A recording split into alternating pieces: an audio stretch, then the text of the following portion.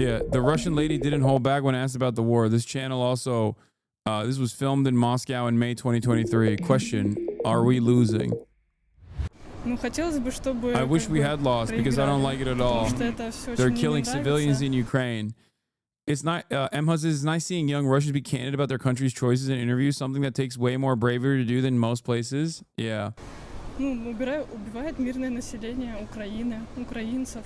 Хотя, по сути, мы все славяне, мы. Ukrainians, we're all Slavs, brotherly people. Although now, they don't like it when we say that. They destroy homes. Bakhmut was completely destroyed. Mariupol.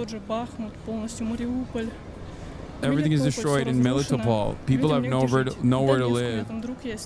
My friend lives in Donetsk. They're bombing there, and he can't apply to university. They're in total shambles over there. You know who thought something about NATO attacking us? No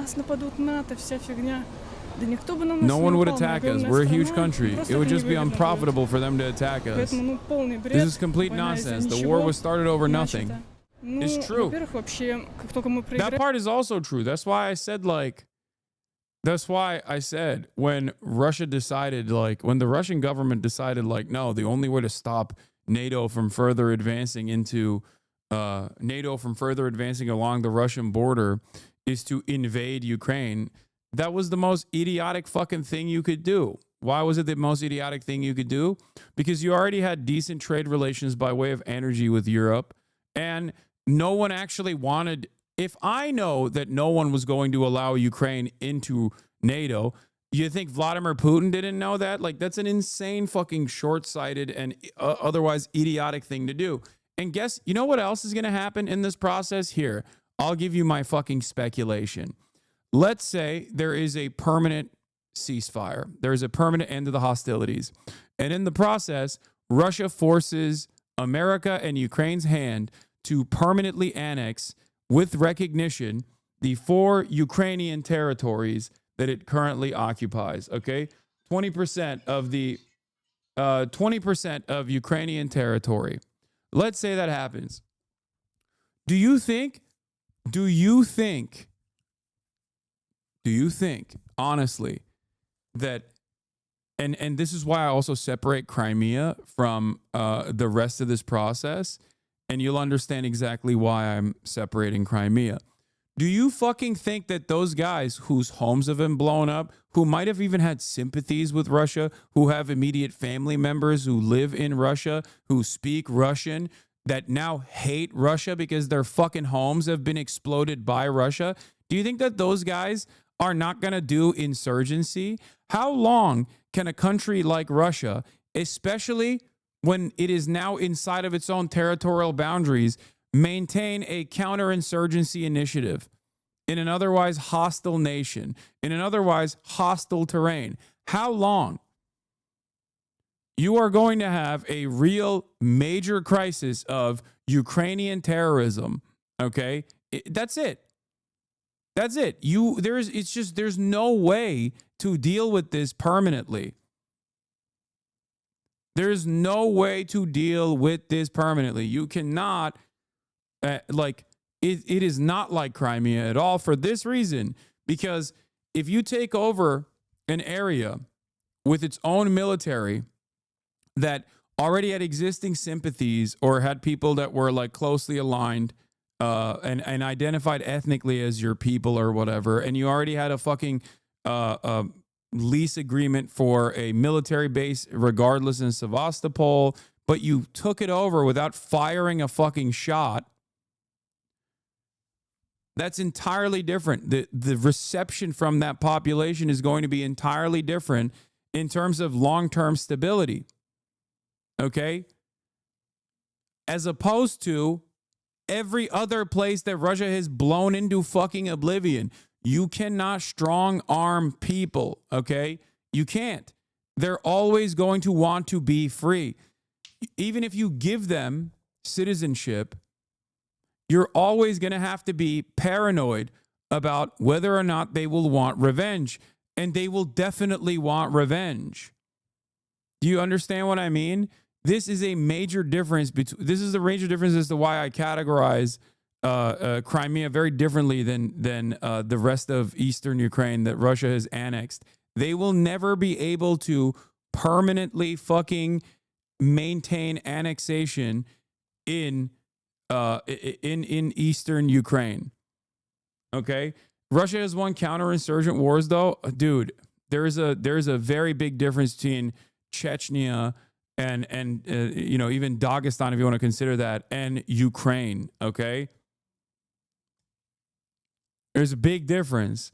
First of all, Chechnya didn't have fucking NATO weapons, NATO training, and also an entire national identity that revolved around being rid of the USSR or anything like that. There's a difference between Ukraine and Chechnya in this regard. Ukraine is a fully established, Ukraine is a fully established nation state. Sure, it was very poor even before the Russian invasion, but it doesn't matter. Like, these are people with a sense of national identity and comfort and security that they got from being not a part of Russia, but also being a part of a sovereign nation.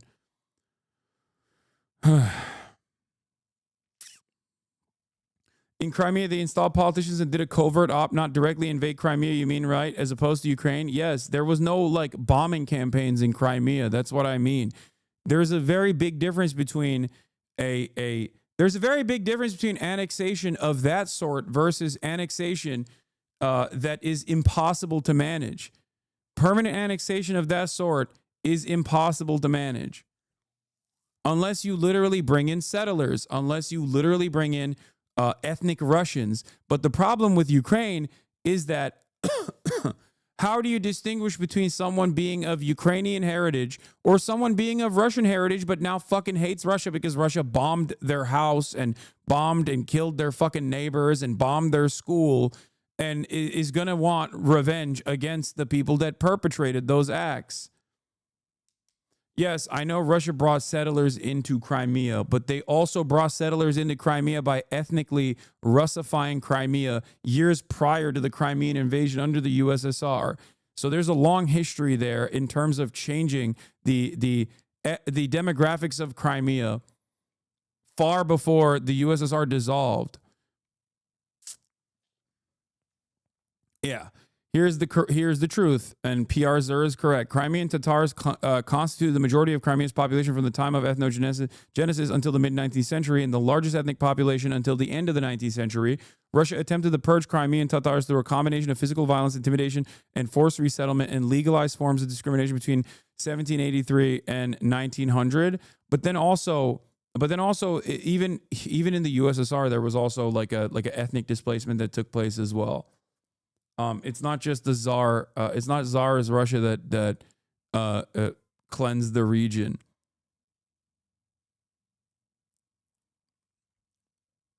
Like, there was also there wasn't a significant attempt to, like, USSR did a lot of Russification. This is true. Like, let's not act like that wasn't the case. So I don't know. I mean, this is part of the reason why I often will talk about Crimea versus Eastern Ukraine, and why it is a major issue why it is an unimaginable issue for Russia to invade Ukraine and then try to permanently annex these territories inside of Eastern Ukraine. It's not something that's going to make. It's not something that's sustainable. That's just the way I see it. I don't think that Russia will be able to permanently have a sustainable permanent annexed land in Eastern Ukraine. It'll open up so many opportunities of espionage. It will create it is basically a weapon to wield against Russia permanently. Okay? You let in all of let's say you offer citizenship to every single Ukrainian in the annexed territories. A lot of them are understandably going to be seeking revenge. Many of them are trained. There are plenty of people who have taken up arms against Russia. Let's say that they actually join like covert operations against Russia. When you talk about Russia, all of the former Soviet states will have a lot to say to you. Okay, so what? I think that is going to inevitably lead to more volatility for Russia. Way to ignore the Banderite terror inflicted on the region. Much of the area Russia holds currently, decades of shelling, insane anti-Russian racism, etc. Also, this area is in large part Russian-speaking as a mother tongue and has sympathies with Russia. You also seem to be ignorant of this or just ignoring the history. No, I think that is fucking maximalist copium at this point. Kharkiv is a great example of an area that had a lot of sympathies for Russia. Fairly sympathetic to Russia. Everything that you're describing would fit the bill for Kharkiv. Look at Kharkiv now. Look at Kharkiv now. And their attitudes towards Russian annexation now. Why the fuck would anybody go, oh, thank God we got liberated by being bombed? What are you, a fucking George W. Bush supporter? You think that they brought democracy to Iraq? Is that what you're going to say? This is the nuance that I try to bring to the table when talking about, critical support or no critical support in terms of like countries that are outside of the boundaries and the influence of Western empire.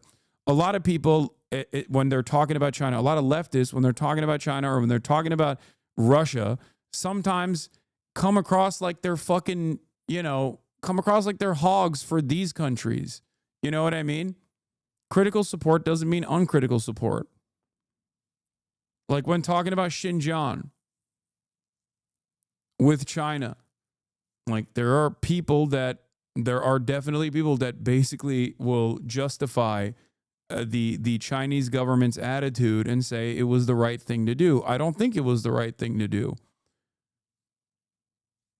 And I don't spend a good deal of time on this stuff because I think the way, like the place I have in this media landscape is to obviously try to get people to understand that like a lot of these nations are comprised of individuals. They're not monolithic, that have decent reasons to hate America and that we shouldn't hate them and we shouldn't wage war. But the reality of the matter is, yes, of course, every fucking nation state engages in brutal acts of conquest. This is just what nation states do. I'm not an anarchist. I think that there is reason for nation states to exist, at least in this time frame. But it's it is ridiculous to make it seem as though the incredibly inherently violent action that the Russian government has taken in terms of like blowing up every fucking territory that they conquered, okay, that they're trying to physically, militarily annex, was actually done in an act of liberation. That's not how that works. That's not how that works. That's ridiculous. Like, oh yeah, they're doing it for liberation. Vladimir Putin said he's going to save Donbass. That's why he killed more people than since 2014, Green Men or like the Azov battalion blowing up and using artillery in LPR and DPR against like their own citizens. Like that's ridiculous. That's not a liberatory act in that situation. Okay? You're not liberating LPR and DPR. It's giving free Palestine from Hamas. Exactly. Yeah, it's also like it's the same principle behind like you're so libbed out on Ukraine, I can't listen. I don't know how much of it is to protect your image and how much it is actually your view, but you give dog shit analysis on the topic. I don't think it's dog shit analysis. I think it's very fair analysis, which is why every liberal thinks I'm an Adolf Hitler lover. It's okay to say that a right-wing kleptocracy that unjustifiably invaded another nation, a nation that did have a lot of fucking nationalist sentiment, did the wrong thing by invading that nation because now those nationalists are going to overtake the country. They're going to be the next leaders of Ukraine eventually. I hope that doesn't happen, but it feels like that is probably what's going to happen. And they all have fucking, they all have training, they have American weapons, not good for the future of Europe, not good for the future of any country, really. But Russia played a big role in that. there's also a reason why I look to China in terms of its foreign affairs, okay? Not its domestic affairs, but at least in terms of its foreign affairs and the way they handle foreign affairs, and believe that they do a much better job than the United States of America and Russia on that front. Like, they are infinitely more restrained, and that's why they're fucking popping off.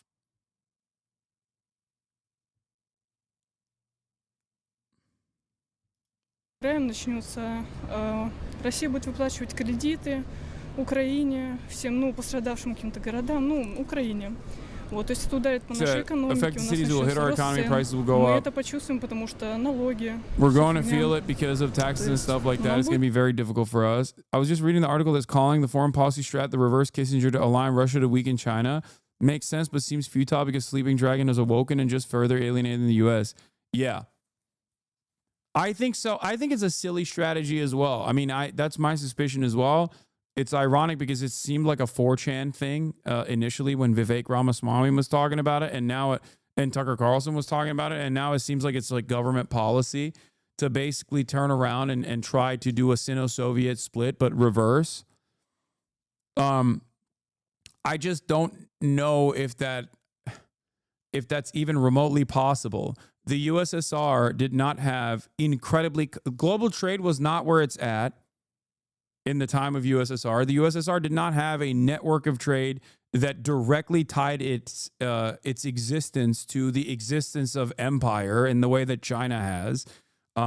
China's economy is on an upwards trajectory and slated to beat out the United States economy by probably the end of this decade, if not earlier.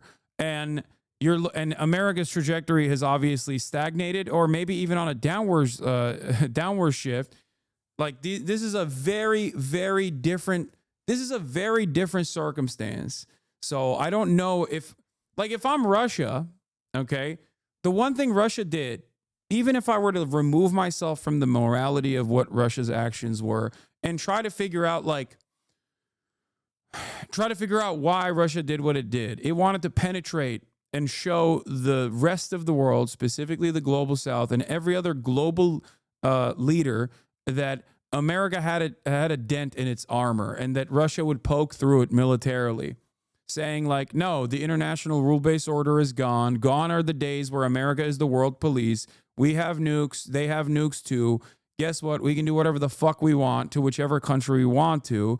And it's one of the only countries that one of the only great powers, if you want to call it that is like willing to combat America, even by way of proxies, right? So like that's somewhat the goal here from Russia's perspective. But if that's their goal here, then why the fuck would they turn around and be like, all right, we're going to separate ourselves from China. We're going to separate ourselves from China and then join the American side. You know? I just don't think that is, because if that is the only logical reason for why Russia militarily invaded Ukraine, eastern Ukraine specifically, then they have no reason to try and split from China. They have no reason to split from China at all, especially looking at what China's trajectory is and looking at what America's trajectory is. Especially because these guys have no ideological convictions, okay? China, even if they have an ideological project in terms of its domestic affairs, doesn't maintain some sort of global war against capitalism in even the way that like the USSR at times did, or even in the way that China under Mao did at a certain point. They don't do that. And the only thing holding these countries together in allegiance is just being fucked over by America and fucked over by the West. That's it. They are unironically, their position is unironically campist, I think, where they're just like, yeah, fuck America and everything America stands for. Fuck the West and everything the West stands for. And if you close your eyes for a brief moment and try to understand the world from their perspective, it is a fairly understandable perspective to have. The Western powers destroyed the USSR and didn't just like humiliate the USSR. They literally materially destroyed the USSR, picked it apart for scraps. The people that are fucking in charge now were placeholders created by those who were in the KGB that had sympathies towards the West. And those guys still also kind of feel humiliated and still understandably feel mad. Like there was so much death and destruction in the aftermath of the dissolution of the USSR. Like these guys still have an understandable frustration against Western powers. They were there when it collapsed. They watched it happen. They'd made the most of it by stealing as many state resources as possible. And I don't think they let go of their hatred for the United States of America or Western powers in general, even if they themselves are capitalist, okay? So what holds these countries together is not dissimilar to the way that a secondary market has been formed because of American sanctions. The American sanctions regime has created a secondary market of trade around the world now, because if you sanction everybody, then you might as well be sanctioning yourself. And that's what's going on here. It's the same as like the resentment and the allegiances that you watch unfold around the globe.